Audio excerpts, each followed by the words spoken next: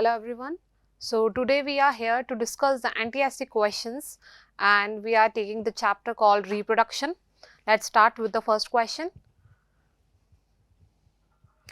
The plants in which vegetative propagation is found are, we know what vegetative propagation क्या होता है? That is the propagation in which the plants is produced from the vegetative parts of the plant, in which new plants are produced, जिसमें new plants जो होते हैं वो produce होते हैं from the vegetative parts of the plant. Vegetative parts, that is the stem, root or leaves. तो ये होता है vegetative propagation.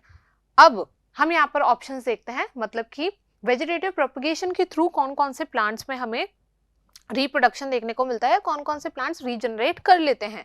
तो in case of bryophyllum, sugar cane and roses, these three options are given over here. हमने देखा था reproduction chapter जब हमने पढ़ा था that in case of bryophyllum में जो लीफ होती है उसकी मार्जिन पे, ब्रायोफाइलम में जो लीफ प्रेजेंट होती है उसकी मार्जिन पे,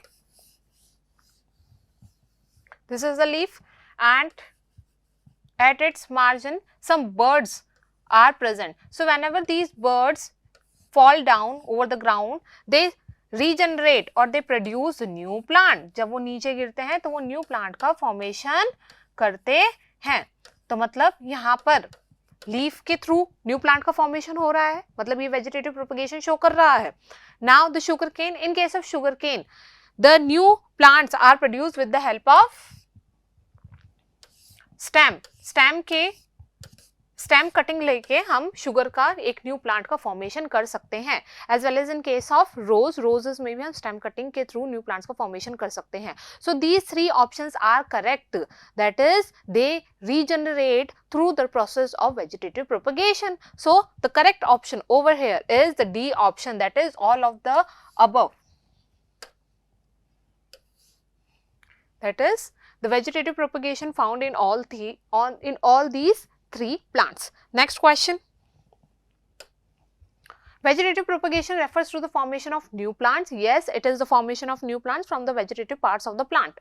From vegetative parts, as I told, vegetative parts, that is stem, root and leaves. Now we have to check the options.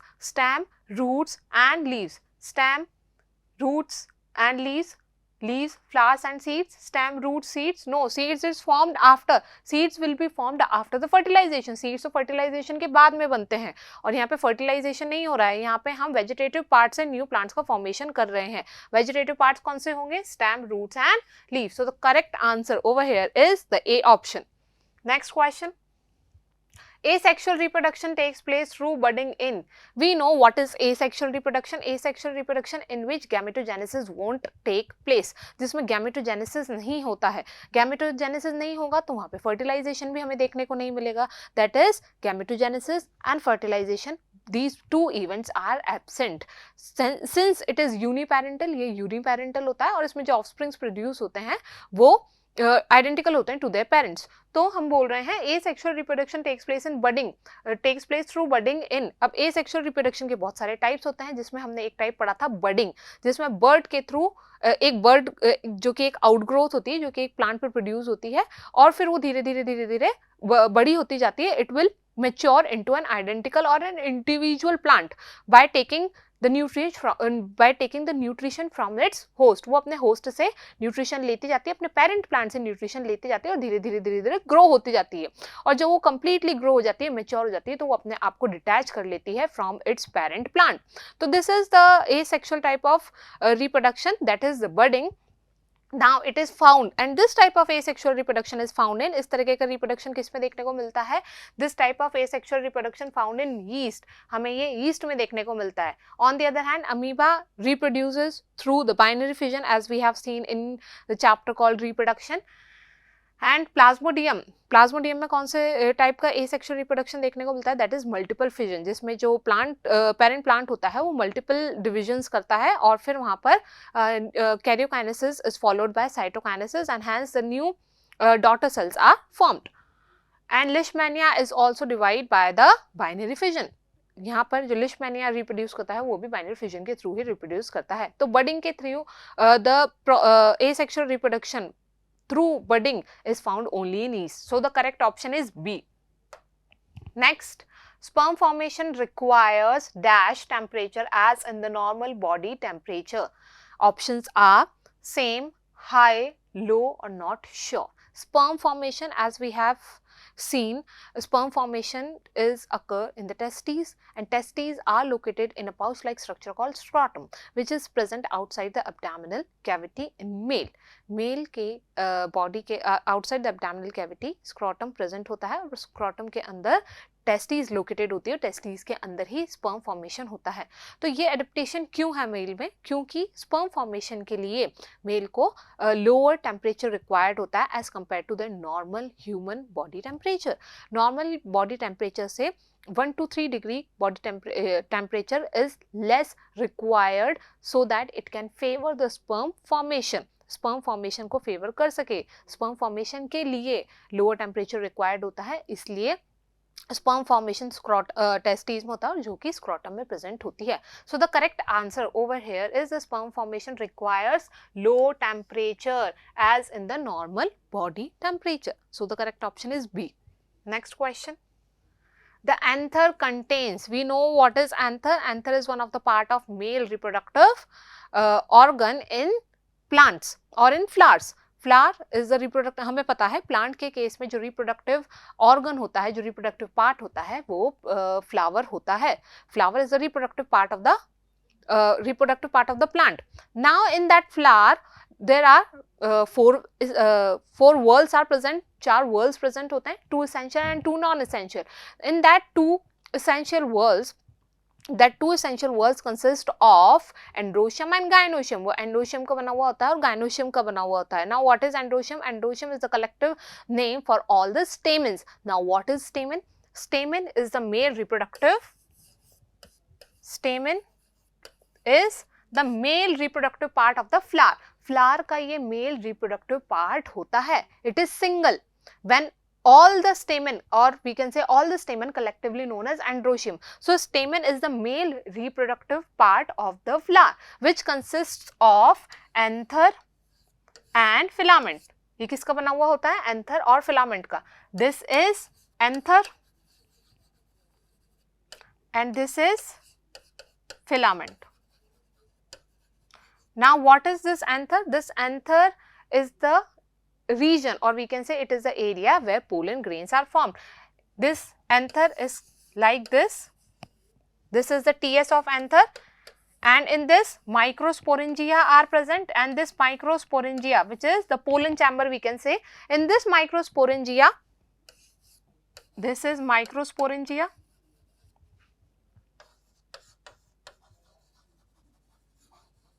And in this microsporangia, pollen grains are present, which is nothing but the microspores only. So pollen grains, the anther contains, this anther contains pollen grain in it. What is the correct answer? The correct answer is the pollen grain, that is the D option. Anther is the region, or it is the area where pollen grains are formed, that is microgenesis takes place, जहाँ पर microgenesis होता है, and hence as a result of microsporogenesis, microspores का production होता है, that is pollen grains anther में ही produce होते हैं in a chamber like structure called as pollen chamber, और we can say microsporangia. So the next question. Which one of the following first receives the pollen during the fertilization? Fertilization के पहले एक event होता है called pollination, which is described as the transfer of pollen grain from the anther to the stigma of the plant, or we can say of the same plant or of the different plant. तो pollen grain anther से, that is male reproductive part से, क्योंकि pollen grain motile है, वो किसी भी agent के through वहां पर पहुंच सकते हैं up to the female reproductive part. वो मेल रिप्रोडक्टिव पार्ट से फीमेल रिप्रोडक्टिव पार्ट तक पहुंचते हैं, और इसी प्रोसेस को हम पॉलिनेशन कहते हैं. अब the question is which one of the following first receives pollen grain mail reproductive part से रिलीज हो गए हैं. अब वो फीमेल रिप्रोडक्टिव पार्ट के कौन से पार्ट पे सबसे पहले पहुंचेंगे? हमें पता है female reproductive part of flower is carpel. Carpel होता है female reproductive part, which consist of 3 parts: stigma, style and ovary. This is stigma, then style, and this is ovary. So pollen grain which is released from the anther of one plant, it goes and it lands on the stigma of another flower or of the same flower of the same plant. Anything can take place. So pollen grain received from the anther, it lands over the stigma, which is the topmost part of the female reproductive part of the flower. That is, the stigma is the topmost part of carpel. So who receives the pollen grain first? Stigma receives the pollen grain first during the process of fertilization. So the correct option over here is A. Next. Set the order in which the various parts of the flower are arranged from outer to inner side. As I told that flower consists of 4 essential whorls. 4 whorls, out of which whorls, that is 2 essential and 2 non-essential. Flower consists of 4 whorls. Flower में 4 whorls present. Now what are whorls? Whorls is the arrangement, circular arrangement of the parts of the flower. Flower के different parts जो कि circular manner में arranged होते हैं उन्हें ही हम whorls कहते हैं. तो flower जो होता है 4 whorls का बना हुआ होता है जिसमें से 2 essential होते हैं, 2 non-essential होते हैं. This 2 non-essential consist of sepals and petals. Sepals, then petals. 2 whorls which consist of 1 whorl, that is outermost whorl is of sepals and inner to that is the petals. Now inner to both these is non-essential whorls. In non-essential whorls के अंदर 2 essential whorls होते हैं. Now what are the 2 essential whorls? That is the whorls of carpel, stamen and carpel. This consists of sepals and petals. So the outermost whorl, तो सबसे पहले outermost whorl कौन सा होगा? That is the whorls of sepal. जो sepals का whorl होगा, that is when sepals are arranged in a circular manner, we call it as calyx. तो sepal is the outermost whorl. Sepal, we have to cross check the order in which these parts are arranged. Sepal is the outermost whorl. Inner to that is the petal, which is the colored part of the flower. Hence, it helps in attracting the pollinators. So, sepals, then petals. Next to the non-essential. Non-essential whorls के बाद 2 essential whorls आएंगे. 2 essential whorls कौन से होंगे? That is carpel and stamen. तो इसके बाद stamen हमें देखने को मिलेगा. That is male reproductive part of the flower. Then the carpel. So, the correct order over here is sepals, petals, stamen, then carpel. That is the B option is correct. पहले sepals हमें देखने को मिलेंगे, फिर petals हमें देखने को मिलेंगे, then stamen and then at the last carpel. So this is the correct order of the parts of the flower. So the correct option over here is the B option. Next. Which of the following organism is reproduced by spore formation? Spore formation is again a type of asexual reproduction only. Spore formation in which spores are produced. Now, whenever these spores, they dehiscence from the sporangia, जहाँ पर ये बनते हैं, that is sporangia, that region is known as sporangia. अब जैसे ही यहाँ से release होते हैं, जैसे इन्हें फेवरेबल इन्वायरमेंट मिलता है, जैसे ही इन्हें फेवरेबल इन्वायरमेंट मिला तो ये रिलीज हो जाते हैं और ये लैंड करते हैं टू सम सबस्ट्रेटम, किसी भी सबस्ट्रेटम पे जहाँ पर जो इनकी सूटेबल सबस्ट्रेटम होता है वहाँ पर लैंड करते हैं. अब वहाँ पर ये रेस्ट करते हैं और जैसे ही अगेन इन्हें सूटेबल इन्वायरमेंट मिलता है, दे विल जर्मिनेट, वो जर्मिनेट होते हैं और एक न्यू प्लांट का फॉर्मेशन करते हैं, न्यू प्लांट का फॉर्मेशन करते हैं, वो अपना पेरेंट प्लांट जो कि अपने पेरेंट प्लांट के आइडेंटिकल होगा. अब इस तरीके का एसेक्सुअल रिप्रोडक्शन हमें किस में देखने को मिलता है? This type of asexual reproduction is found in fungi. ये हमें फंजाई में देखने को मिलता है. फंजाई का स्ट्रक्चर किस तरीके का होता है? The fungi consist of many thread like structure. Fungi में बहुत सारे थ्रेड लाइक स्ट्रक्चर्स प्रेजेंट होते हैं which is known as hyphae, जिन्हें हम हाइफे कहते हैं. अब ये हाइफे सारे मिलके एक नेटवर्क लाइक स्ट्रक्चर बनाते हैं जिसे हम माइसीलियम कहते हैं. अब ये माइसीलियम कैसे फॉर्म हुआ?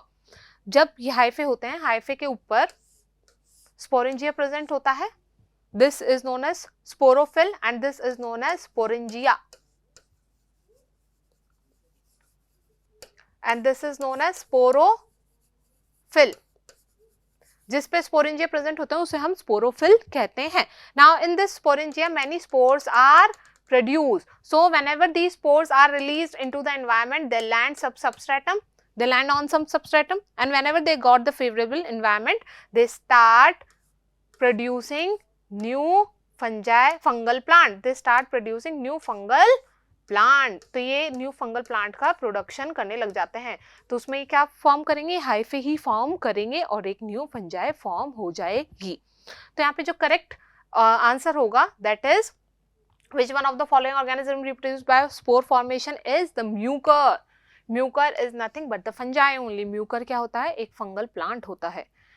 On the other hand, Planaria is reproduces through regeneration and Spirogyra reproduces through fragmentation and potato reproduces through bud formation. So correct answer over here is A. Next, the embryo gets nutrition from the mother's blood with the help of a special tissue called embryo, which is formed after the fertilization. After the fertilization, the zygote is formed. Zygote later converted into embryo. Now this embryo attains its nutrition from the mother. वो अपनी mother से nutrition किसके through लेता है? It takes its nutrition. हम zygote बोल रहे हैं, जायगॉट कब बना, आफ्टर द फर्टिलाइजेशन. तो जायगॉट वाला ऑप्शन तो नहीं है correct, because it is inappropriate. Zygote तो फर्टिलाइजेशन के बाद ही बन गया. अब इस जायगॉट के बाद क्या बनेगा, इस जायगॉट के बाद बनेगा embryo. Now question is asking कि एम्ब्रियो ही न्यूट्रिशन लेता है फ्रॉम इट्स मदर, वही अपनी मदर से न्यूट्रिशन ले रहा है. तो this option is incorrect. Ovum which is fertilized with the sperm and hence, और इसी प्रोसेस को हम बोलते हैं फर्टिलाइजेशन. तो ये दोनों ऑप्शन ही इनकरेक्ट हो गए, क्योंकि ओवम तो फ्यूज होता है विद स्पर्म और फिर जायगॉट बनता है. तो these three options are incorrect. And the first one that is the placenta, it is the connective tissue. ये कनेक्टिव टिश्यू होता है, और we can say it is an interconnection between the wall of uterine, between the wall of uterus and the fetus. Fetus और uterus के बीच में एक tissue present होता है, एक इंटरकनेक्शन होता है जो कि टिश्यू का ही बनता है with the fetal tissue as well as with the mother tissue, maternal tissue. Maternal tissue का कुछ पार्ट और फीटल टिश्यू का कुछ पार्ट दोनों मिलते हैं, एक फिंगर लाइक प्रोजेक्शंस फॉर्म करते हैं, एक इंटरकनेक्शन, स्ट्रॉन्ग इंटरकनेक्शन फॉर्म करते हैं जिसे हम प्लेसेंटा कहते हैं. और इस प्लेसेंटा के थ्रू ही एम्ब्रियो जो होता है न्यूट्रिशन अटेन करता है फ्रॉम इट्स मदर. वो अपनी मदर से न्यूट्रिशन अटेन करता है, और जितना भी एक्सक्रीटरी प्रोडक्ट होता है, जितना भी एक्सचेंज होता है, वो इस ही टिश्यू से होता है. So the correct answer over here is placenta. The embryo gets nutrition from the mother's blood with the help of a tissue called placenta. Next, in which plant a piece of leaf can regenerate the whole plant? जैसा कि हमने अभी देखा था, Bryophyllum plant में जो leaf होती है उसके मार्जिन में बर्ड्स प्रोड्यूस हो जाती है, और बर्ड्स नीचे गिर के ग्राउंड पर गिरती हैं और वो न्यू प्लांट का फॉर्मेशन करती हैं. तो इस तरीके का मतलब यहाँ पर लीफ पार्टिसिपेट कर रही है इन रिप्रोडक्शन. तो in which plant piece of leaf, तो क्वेश्चन क्या बोल रहा था, लीफ के थ्रू किसमें, ऐसा कौन सा प्लांट है जिसमें लीफ के through complete plant, new complete plant formation होता है. तो हमें किसमें देखने को मिलता है, हमें ब्रायोफाइलम में देखने को मिलता है. जबकि on the other hand, banana reproduces through stem cutting, rose reproduces through stem cutting, and none of these is not the correct answer. So the correct answer over here is the B, that is bryophyll. Next, the method of mechanical barrier to avoid pregnancy is, pregnancy को control करने के लिए, to prevent pregnancy, कौन कौन से methods होते हैं, हमने बहुत सारे मेथड्स पढ़े थे in the chapter. Now we have to find which mechanical method, or we can say the method of mechanical barrier, ऐसा method जो mechanical barrier की तरह act करता है in order to prevent the pregnancy. तो वो कौन सा होगा? First one is condom, second is contraceptive pills, surgical methods, and then the abortion. Abortion is not correct over here because abortion, तो pregnancy जब फीमेल कंसीव कर लेती है उसके बाद अबॉर्शन का इवेंट आता है, तो this is not correct. On the other hand, condom is used both by male as well as by female in order to prevent the sperm secretion into the vagina, or we can say it prevent the pregnancy. On the other hand, contraceptive pills, the pills which prevents the ovulation, जो ovulation को prevent करती है और इस तरीके से pregnancy को control करती है. Surgical methods, vasectomy and tubectomy, which is found in male as well as in female, in male and female respectively. So surgical method is not the mechanical barrier. So mechanical barrier which is used by the humans in order to prevent the pregnancy is the first one, that is the use of condoms. Next question, A answer is correct. Next, asexual, a sexual reproduction in plants which produces seed without fertilization is known as. A type of asexual sexual reproduction, ऐसा sexual reproduction जिसमें seed तो produce हो रहा है but fertilization के through नहीं हो रहा है. So which option will be correct? The option which is correct over here is parthenogenesis is not correct, because in this fruit is formed without fertilization. Sporulation, that is the spore formation, which is a type of asexual reproduction. Apomixis, apomixis is the type of sexual reproduction in which seed is produced without fertilization. यही वो method होता है जहाँ पर seed produce होते हैं but वो fertilization के through produce नहीं होते हैं. So the correct option over here is apomixis, that is the C option. Vegetative reproduction is the reproduction through the vegetative parts of the plant. So the correct option over here is the C option. Next, double fertilization is a unique feature of bryophytes, angiosperms, algae और gymnosperm. Double fertilization हमें किसमें देखने को मिलता है? जहाँ पर जो फ्लावरिंग प्लांट्स होते हैं, जहाँ पे सीड्स का प्रोडक्शन होता है, वहीं पे ही हमें डबल फर्टिलाइजेशन देखने को मिलता है. ये कैरेक्टरिस्टिक्स किसके होते हैं? ये कैरेक्टरिस्टिक्स होते हैं एंजियोस्पर्म्स के, क्योंकि ये फ्लावरिंग प्लांट्स होते हैं. अब ये फ्लावरिंग प्लांट्स में ही मेल और फीमेल रिप्रोडक्टिव पार्ट्स प्रेजेंट होते हैं और फीमेल रिप्रोडक्टिव पार्ट्स जो होते हैं फर्दर कन्वर्ट होते हैं into the fruit, the seed and the seed coat. जो फीमेल रिप्रोडक्टिव के पार्ट होते हैं, that is the ovary is converted into the fruit and the ovule present in it is converted into the seed and the integuments present around the ovule is converted into the seed coat. तो ये वाले जो parts होते हैं, that is ovary, ovule, ये female reproductive part में present होते हैं. female reproductive part किस में present होता है? flower में present होता है. तो ये वाले जो characteristics होते हैं, that is presence of flower, presence of ovary, these are found in angiosperm. So double fertilization is seen in angiosperm. It is the characteristic or we can say it is a feature of angiosperm. क्योंकि double fertilisation में क्या होता है, जो दो male gametes होते हैं, one of them fuses with the egg and the other fuses with the central nuclei. तो इस तरीके का जो फर्टिलाइजेशन होता है हमें एंजियोस्पर्म में देखने को मिलता है. Next, in human female, immature eggs are for the first time seen in ovary. Human female में जो immature eggs होते हैं, that is अभी वो ovum में convert नहीं हुए हैं, अभी वो complete फीमेल गैमीट का फॉर्मेशन नहीं हुआ है. तो in case of human female जो एग्स होते हैं, जो इमेच्योर एग्स होते हैं, मतलब अभी वो प्योर कंप्लीटली एग का फॉर्मेशन नहीं हुआ है, पूरे एग नहीं बने हैं, वो अभी इमेच्योर ही हैं. तो इमेच्योर एग्स कब देखने को मिलते हैं हम?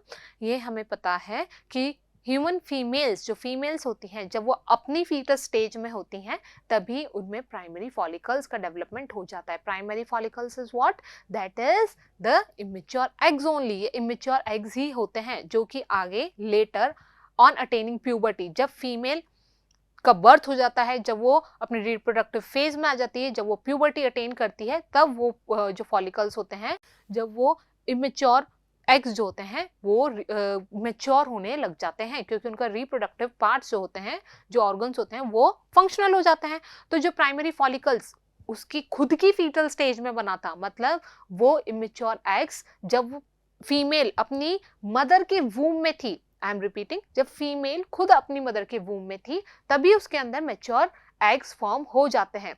बट जब उसका बर्थ हो जाता है, जब वो रिप्रोडक्टिव फेज में आती है, जब वो प्यूबर्टी अटेन करती है, तब वो इमेच्योर एग्स जो होते हैं कंप्लीट एग्स, मैच्योर एग्स में कन्वर्ट होते हैं. So the correct option over here is at puberty, no, before birth, at the fetus stage. जैसा कि मैंने कहा, वो अपनी फीटस स्टेज में होती है तभी उसमें इमेच्योर एग्स का फॉर्मेशन हो जाता है. फिर वो मैच्योर कब होता है? जब वो खुद प्यूबर्टी अटेन करती है. So the correct option over here is B. Next, Period of complete development of fetus starting with implantation till the birth of young one is called as, मतलब period of complete development of foetus, foetus का complete development. Now what is foetus? Foetus हमें किसे बोलते हैं? Foetus जब organs develop होने लग जाते हैं in the zygote, zygote after division form the embryo, वो एम्ब्रियो में कन्वर्ट हो जाता है. फिर एम्ब्रियो लेटर डेवलपमेंट के बाद, मतलब ड्यूरिंग इट्स डेवलपमेंटल स्टेजेस, वो धीरे धीरे उसमें ऑर्गन का फॉर्मेशन होता है, ऑर्गेनोजेनेसिस होता है, बहुत सारे डिवीजन होते हैं, as a result of which features उसमें हमें देखने को मिलते हैं, तो उसे हम फीटस कहते हैं. तो development of fetus starting with implantation at till the birth of young one. हमें पता है इम्प्लांटेशन क्या होता है, जो यूट्राइन वॉल होती है इसमें यहाँ पर फीटस का इम्प्लांटेशन होता है. That is blastocyst implant itself, it attaches. What is implantation? It is a successful attachment of blastocyst with the uterine wall. उसे हम implantation कहते हैं. उसके बाद फीटस का जैसे जैसे डिवीजन होते जाते हैं फीटस का डेवलपमेंट होने लगता है. तो अब इस टाइम से, दैट इज जब फीटस डेवलप हो रहा है आफ्टर इम्प्लांटेशन, स्टार्टिंग इम्प्लांटेशन हो गया, अब फीटस का डेवलपमेंट स्टार्ट होने लग गया. अब जब तक वो पूरा बेबी नहीं बन जाता, जब तक उस बेबी का बर्थ नहीं हो जाता, उस पीरियड को हम क्या कहते हैं? उस पीरियड को हम जेस्टेशन पीरियड कहते हैं. मतलब इम्प्लांटेशन के बाद जो टर्म हम उसे देते हैं, जो प्रेगनेंसी को टर्म देते हैं, वो हम जेस्टेशन पीरियड देते हैं. Gestation period, implantation, the period from the implantation till the birth of a baby is known as gestation period, which consists of around 38 weeks. On the other hand, pregnancy हम किसे consider करेंगे? pregnancy को हम consider करेंगे after or we can say the pregnancy is counted after the first period in human female. Human female के first जो last period होता है, जो लास्ट पीरियड डेट होती है, उसके बाद से हम प्रेगनेंसी को काउंट करते हैं. तो वो अराउंड 40 वीक्स होगी और जेस्टेशन पीरियड्स अराउंड 38 वीक्स होगा. मतलब फर्टिलाइजेशन के बाद जब उसके पीरियड स्टॉप हो जाते हैं, फर्टिलाइजेशन हो गया, अब पीरियड स्टॉप हो जाएंगे, तो वहां से तो हम प्रेगनेंसी को काउंट करते हैं. On the other hand gestation period हम कब काउंट करते हैं? जब इम्प्लांटेशन हो जाता है. इम्प्लांटेशन के बाद पूरा पार्चुरेशन तक हम उसे जेस्टेशन पीरियड कहते हैं. So the correct option over here is the A option, that is a gestation period. Next, in seed plants the non-motile gametes are carried to female gamete by seed plants में जो non-motile gametes होता है वो carry किया जाता है to the female gamete. Non-motile, that is the pollen grains, they are talking about the pollen grains जो कि carried होता है up to the female gamete, वो female gamete तक पहुंचता है, but किसके थ्रू पहुंचता है? by air, by pollen tube, by water, by insects. Different agents are involved in this. जैसा कि मैंने कहा, this is the female reproductive part of the flower. ये flower का female reproductive part होता है, which consists of stigma, style and ovary. अब pollen grain यहाँ से आया, it lands over the stigma, ये stigma पर land करता है और यहाँ से वो germinate होता है और एक tube form करता है, a long elongated tube, or we can say a tube is formed which reaches up to the ovule, जो ovule तक जाती है, it runs up to the ovule. And in this pollen tube, what is the function? What is the significance of this pollen tube? The significance of this pollen tube is it carries the male gamete up to the female gamete. ये male gamete को female gamete तक ले जाने का काम करती है. So the structure which is responsible for transferring the non-motile male gamete up to the female gamete is the pollen tube, which is formed after the pollination. जो pollination के बाद form होती है, जब pollen grain खुद को land करवा देता है upon the stigma, then it forms the pollen tube. Now that pollen tube carries a male gamete. It we can say it releases the male gamete. ये pollen tube ovule में enter करती है और इस तरीके से ये male gamete को ovule के अंदर enter करा देती है. So it helps in we can say it helps in transferring the male gamete up to the female gamete. So the correct option over here is B, that is the pollen tube. Next, menopause is the stage in female when the menstrual cycle stops. That is, menstrual cycle is arrested in the human female. Human female में जहाँ पर menstrual cycle, the age, the period at which the menstrual cycle stops in case of female, that period is known as menopause. So the correct answer over here is where the reproductive capacity arrested. Menstruation starts? No, that term is known as मेनाक को हम कब कहते हैं? It is the period when menstruation starts. On the other hand menopause is the stage, or we can say it is a period when reproductive capacity is arrested in human female. So the correct option over here is C. Next, the vegetative reproduction in bryophyllum takes place through which organ? As we have seen, it occurs through the leaf because of the presence of birds at its margin, at the margin of the leaf in bryophyllum. Next, a pollen tube produced from the pollen grain contains male gametes. जैसा कि अभी हमने देखा कि pollen tube जो कि form होती है आफ्टर पोलिनेशन, जैसे ये पोलन ट्यूब फॉर्म हुई जो कि ओवरी तक ओव्यूल तक जाएगी. अब इस पोलन ट्यूब में ये पोलन ग्रेन था, pollen grain which is transferred through the pollination, जो पोलिनेशन के थ्रू एंथर से कहां पर आया है? स्टिग्मा तक आया है. तो ये किस कंडीशन में आया है? जब माइक्रोस्पोर फॉर्म होता है. हमने कहा था ये माइक्रोस्पोर फॉर्म हुआ था through the process of microsporogenesis. Microsporogenesis से माइक्रोस्पोर फॉर्म होता है. अब ये डिवीजन करता है और ये 2 सेल स्टेज पे आ जाता है. ये 2 सेल स्टेज पे आ जाता है जिसमें से एक सेल बनता है जनरेटिव सेल और एक सेल बनता है वेजिटेटिव सेल. अब इस 2 सेल स्टेज पे ही ये यहाँ से ट्रांसफर होता है, पॉलिनेशन करता है और ये कहाँ पर आता है? ये पॉलिनेशन करता है और ये स्टिग्मा पर लैंड कर जाता है. अब ये पोलन ग्रेन जो होता है इसमें one more division will take place. हमने कहा ये 2 सेल स्टेज में ट्रांसफर करता है या ट्रैवल करता है. तो इसमें से एक होता है generative cell and the other one is vegetative cell. Now after pollination, pollination के बाद कौन सा इवेंट होगा? पोलिनेशन के बाद एक और डिवीजन होता है in generative cell. Now this generative cell again divide in order to form the 2 male gamete. अब ये generative cell फिर से divide करता है. pollination के बाद का event है ये. pollination के बाद generative cell फिर से divide करता है और 2 male gamete का formation करता है.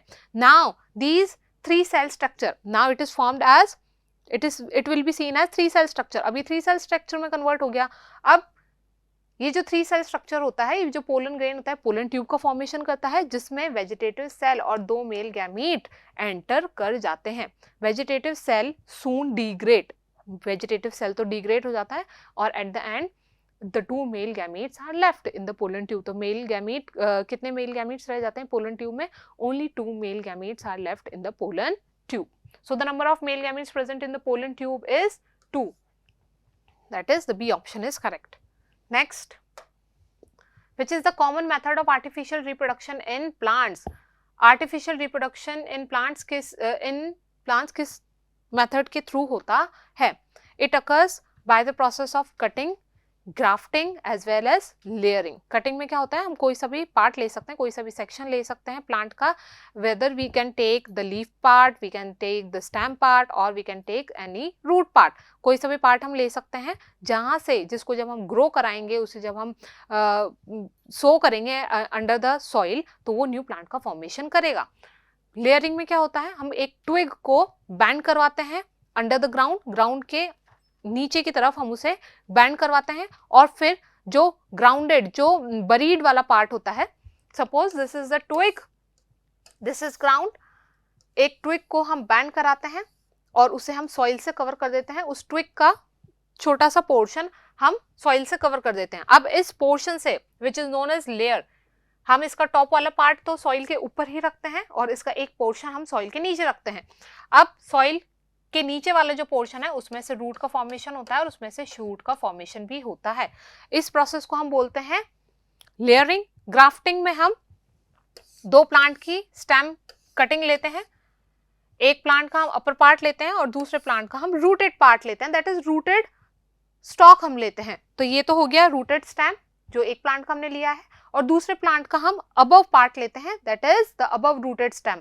रूटेड वाला नहीं पार्ट लेंगे हम, उसके ऊपर वाला पार्ट लेंगे, दोनों को ही स्लांट में कट करेंगे और फिर दोनों को इस तरीके से हम अटैच करेंगे so that there cambium will be overlap. उनके जो कैम्बियम है वो ओवरलैप हो जाए और इस तरीके से जो न्यू प्लांट का फॉर्मेशन है, जो सर्कुलेशन है वाटर का, मिनरल का, फूड का, वो प्रॉपरली हो और वो न्यू प्लांट का फॉर्मेशन हो. मतलब जो अब न्यू प्लांट फॉर्म होगा इसके बाद, ग्राफ्टिंग के बाद, उसमें दोनों प्लांट्स के कैरेक्टर्स हमें देखने को मिलेंगे. तो these are the type of artificial reproduction found in plant. So all three options are correct. So the correct, most appropriate option over here is the D option, that is all of them. Next, which one of the following is a character of self-pollinated flower? Self-pollinated, that is the flower in which we can say pollen grain is transferred from the anther to its stigma only. ऐसा flower जिसमें anther भी है, जिसमें stigma भी है, जिसमें mail और female reproductive part दोनों ही प्रेजेंट हैं, तो वो सेल्फ पॉलिनेशन करेगा. सेल्फ पॉलिनेशन मतलब उसके जो पोलन ग्रेन होंगे वो उसी के ही प्लांट के, उसी के ही फ्लावर के स्टिग्मा पर लैंड करेंगे, वो किसी और फ्लावर के स्टिग्मा पर लैंड नहीं करेंगे, उसे हम सेल्फ पॉलिनेशन कहते हैं. दिस इज द फ्लावर, ये फ्लावर है, ये ओवरी, दीज आर पेटल्स, और यहाँ पर है एंथर. अब यहाँ पर पोलन ग्रेन प्रोड्यूस हुए जो कि लैंड करेंगे to the stigma of the same flower of the same plant. Same ही प्लांट के सेम ही फ्लावर पर जब पॉलिनेशन होता है तो हम सेल्फ पॉलिनेशन कहते हैं. अब सेल्फ पॉलिनेशन के लिए कंडीशंस क्या क्या रिक्वायर्ड हैं? First, flowers are large and showy. Flowers large और शोई होने चाहिए, बट ये कब होने चाहिए? जब आप क्रॉस पॉलिनेशन हो रहा है, तभी तो पॉलिनेटर्स इंसेक्ट अट्रैक्ट होंगे और दूसरे फ्लावर्स पे जाकर लैंड करेंगे. Petals remain closed end do not open. ये वाला जो कैरेक्टर होता है दैट इज पेटल्स. हमने कहा पहले सेपल्स का वर्ल्ड होता है, फिर पेटल्स का वर्ल्ड होता है. पेटल्स के अंदर एंड्रोशियम, एंड्रोशियम के अंदर गाइनोशियम. तो पेटल्स अगर क्लोज रहेगी, वो ओपन ही नहीं होगी, तो जो पॉसिबिलिटी है एंड पोलन ग्रेन के रिलीज की इनटू द एनवायरनमेंट, जो पोलन ग्रेन रिलीज होगा एनवायरनमेंट में, तो वो कैसे रिलीज होगा? जब वो पेटल्स ओपन ही नहीं होंगी. जब पेटल्स ओपन ही नहीं होंगी तो पोलन ग्रेन एनवायरनमेंट में रिलीज ही नहीं होगा, मतलब वो अंदर ही रहेगा और उसमें सेल्फ पॉलिनेशन के ही चांसेस बचेंगे. मतलब उसके एंथर से ही, उसी के ही स्टिग्मा पर वो ट्रांसफर होगा, पोलन ग्रेन ट्रांसफर होंगे, और इस तरीके से सेल्फ पॉलिनेशन ही वहां पे हमें देखने को मिल सकता है. क्रॉस पॉलिनेशन नहीं होगा क्योंकि पेटल्स जो है, पेटल वाला जो वर्ल्ड है वो ओपन ही नहीं हुआ है. So this character can be seen in case of self pollination. On the other hand stigma and anther mature at different time. हाँ, वो डिफरेंट टाइम्स पे मैच्योर हो सकते हैं, बट यहाँ पे प्रोबेबिलिटी होती है हमें क्रॉस पॉलिनेशन देखने की. एक का एंथर पहले मैच्योर हो गया, एक का ओवरी पहले मैच्योर हो गई है, तो उसका स्टिग्मा पे जो पोलन ग्रेन है वो लैंड कर जाएंगे. तो क्रॉस पॉलिनेशन हमें देखने को मिल सकता है. Pollen grains are produced in very large quantities. Yes, this happens in case of both self pollination as well as cross pollination. दोनों में ही ये हमें कंडीशन देखने को मिलती है. So the correct answer over here is B. Next, growth of pollen tube towards ovule for fertilization is due to. हमने कहा था कि स्टिग्मा पर पोलन ग्रेन लैंड होता है और फिर वो एक पोलन ट्यूब का फॉर्मेशन करता है. तो वो जो पोलन ट्यूब है उसका फॉर्मेशन किस वजह से हुआ, किसके स्टिमुलेशन से हुआ? तो उसका जो फॉर्मेशन होता है वो स्टाइल के स्टिमुलेशन से होता है, because style secrete some sugary substances. ये तो हमें पता ही है कि स्टिग्मा भी स्टिग्मेटिक सिक्रीशन प्रोड्यूस करती है, जिसको एब्जॉर्ब करके अब उस स्टिग्मेटिक, यहाँ पे जो स्टिग्मा है ये स्टिग्मेटिक सिक्रीशन प्रोड्यूस करती है, जिसमें से पोलन ग्रेन जो होता है वो वाटर और मिनरल्स को एब्जॉर्ब करता है और swells up, it swells up, वो स्वेलिंग आ जाती है पोलन ग्रेन में, और इस तरीके से जैसे ही बर्स्ट होता है तो उस पोलन ग्रेन में से pollen tube emerges out. After absorbing water and minerals from the stigmatic secretion, this pollen grain it burst out and it forms the pollen tube. ये खुद पोलन ट्यूब का फॉर्मेशन करता है. अब ये जो पोलन ट्यूब बनी है ये इलोंगेट कैसे होती है? क्योंकि जो स्टाइल होती है which is the interconnection between the stigma and the ovary, it also produces some sugary substances and in this way it stimulates the direction, or we can say it stimulates the development of pollen tube. ये pollen tube के development को stimulate करती है, उसे direction provide करती है, उसका unidirectional में development करती है. So we can say यहाँ पर एक chemical है जो पोलन ट्यूब के डेवलपमेंट को स्टिमुलेट कर रहा है. तो इस तरीके के डेवलपमेंट को हम कहते हैं कीमोट्रोपिज्म, और इस तरीके के मूवमेंट को, प्लांट का वो movement, the movement of plant which is stimulated through some chemical, जो केमिकल्स की वजह से स्टिमुलेट हो रहा है प्लांट में पाए जाने वाला वो मूवमेंट हम कहते हैं इट्स अ कीमोट्रोपिज्म, क्योंकि वो किसी केमिकल की वजह से स्टिमुलेट होके उसमें हमें मूवमेंट देखने को मिला. So this type of tropism, or we can say this type of tropic movement is known as chemotropism. Next, C option is correct over here. Next, if you want to produce plants like orange, grape, rose for commercial purpose, which method do you choose? अगर हमें orange, grep और रोज को commercially produce कराना है, grow कराना है, तो हम कौन सा मेथड यूज करेंगे? There are some methods, cutting, grafting and tissue culture as well as layering. Layering में हमने देखा ट्विग के थ्रू होता है। टिश्यू कल्चर में हम एक टिश्यू ले लेते हैं फ्रॉम द प्लांट, फिर उस टिश्यू को हम ग्रो कराते हैं, उसे हम न्यूट्रिएंट मीडियम प्रोवाइड कराते हैं आर्टिफिशियल कंडीशंस में, in an sterilised condition, in laboratories में अंडर स्टेरिलाइज्ड कंडीशन में हम उसे आर्टिफिशियल मीडियम प्रोवाइड कराते हैं, न्यूट्रिएंट मीडियम प्रोवाइड कराते हैं in order to grow it into different organs, ताकि वो जो टिश्यू है जो हमने एक्सट्रैक्ट करा है वो प्लांट स्टेम से भी एक्सट्रैक्ट कर सकते हैं, हम लीफ से भी एक्सट्रैक्ट कर सकते हैं, रूट से भी एक्सट्रैक्ट कर सकते हैं, फिर उसे हम ग्रो कराते हैं न्यूट्रिएंट मीडियम। अब न्यूट्रिएंट मीडियम में क्या होता है, सारी न्यूट्रिएंट्स होते हैं which is required for the development of a plant. किसी प्लांट के डेवलपमेंट के लिए जितने भी न्यूट्रिएंट्स चाहिए होते हैं वो न्यूट्रिएंट मीडियम में होते हैं। अब उस टिश्यू को हम ग्रो कराते हैं ताकि वो ऑर्गन्स का फॉर्मेशन करें। तो ये वाला जो मेथड होता है ये हमें ऑरेंज, ग्रेप और रोज में देखने को नहीं मिलता। Grafting is also not seen in this, but the method which is seen in case of orange, grape and rose is the cutting, the stem cutting. We take the small portion, we extract the small portion from the stem, and now that stem is buried under the soil, and from that stem cutting we can say, stem cutting से हम जो new plant होता है वो उसका formation करते हैं। और इस तरीके का method, this type of method of reproduction is found in orange, grapes and rose. So the correct option over here is A. Next,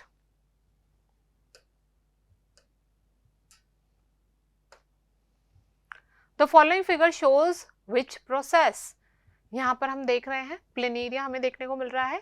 It is divided into 3 pieces. Now these 3 pieces will regenerate and they form the individual animal और individual planaria का formation कर रहे हैं।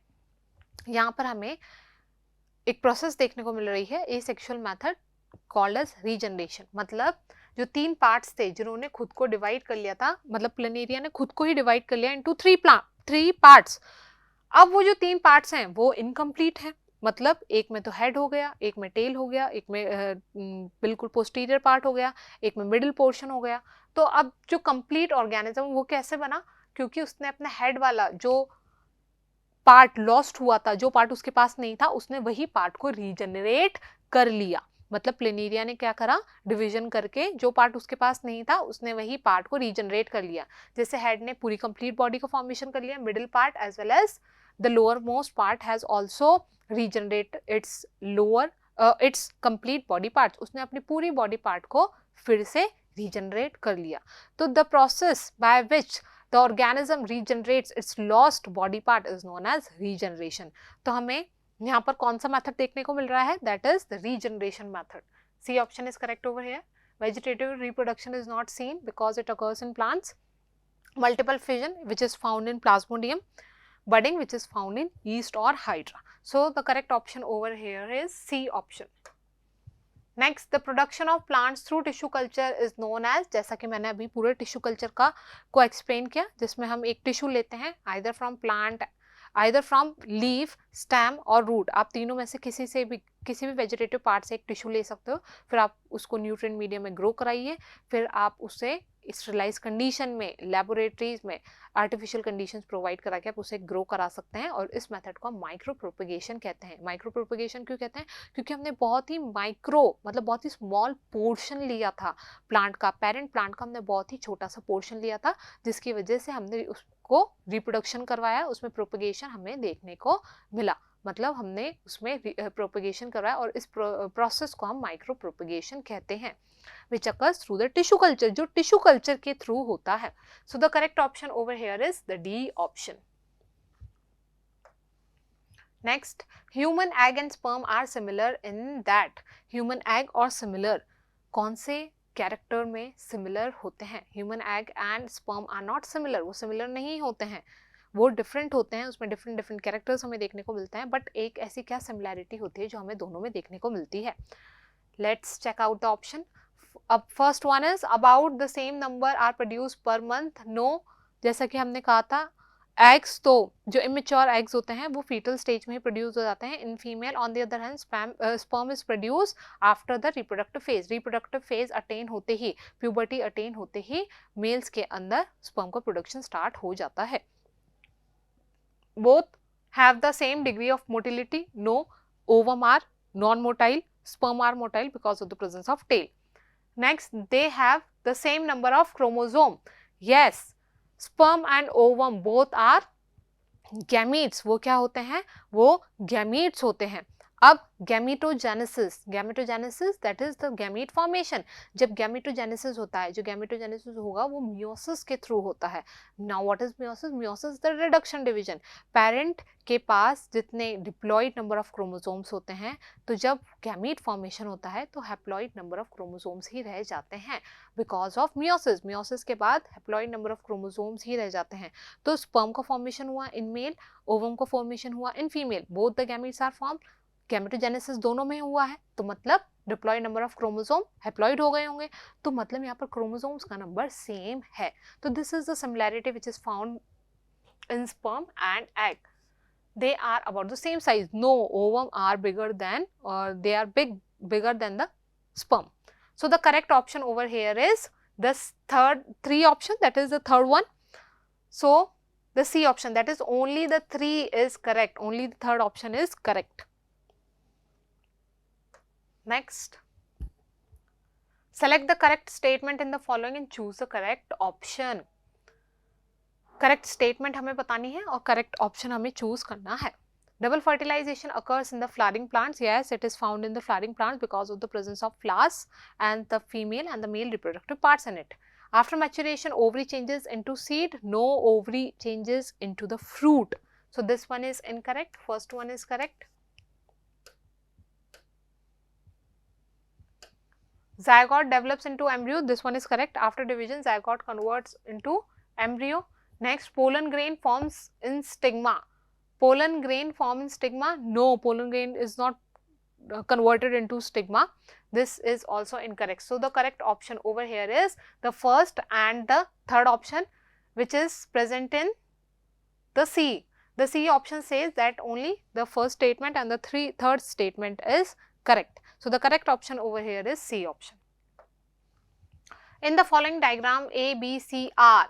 This one is A, which is not clearly visible. This one is B, this one is C.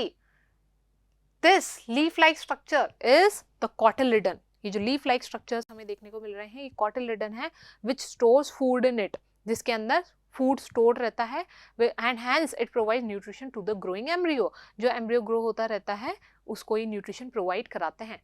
Now the part which is present above the cotyledon is known as radicle. उसे हम not radical, that part is known as, the part which is present above the cotyledon is known as plumule. उसे हम plumule कहते हैं. Then this B, which is leaf like structure, denotes over here is cotyledon. ये cotyledon हो गए.